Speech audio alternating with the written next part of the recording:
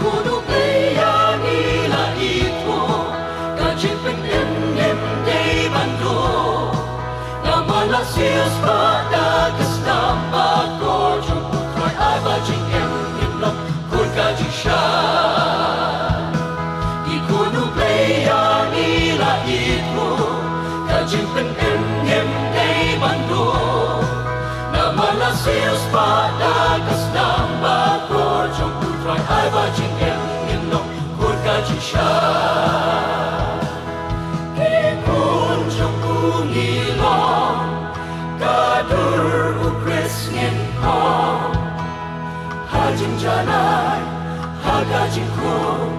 ninyay bajing hikan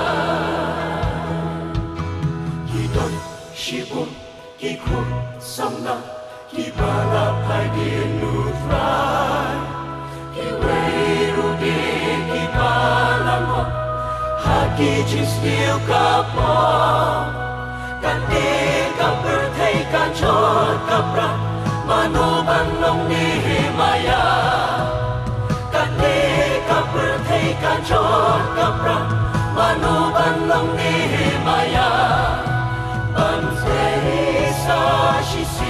Kenro balatwa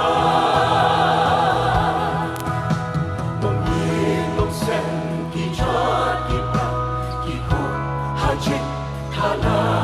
ay bantala Kiko hajit kala Mano bantalat mano Banyarak mano Bankirsiw yaki Mano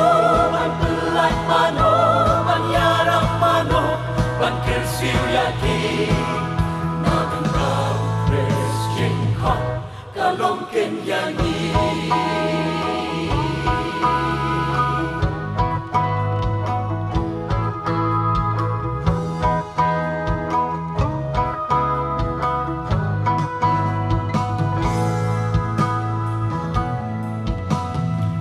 Palasis patas nam jong putran Chinem jong iwan nong yan lekai Shisendas ingin hapan ay jingkeng haun Chinem yais no tanggu jisu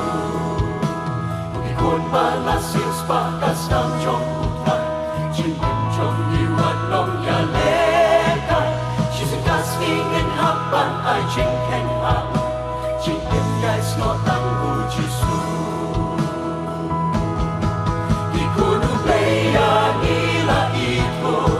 Kajing pengendem day bando Na malasias padagas na magkojong putray ay bajing emnilok kun kajing siya Ay bajing emnilok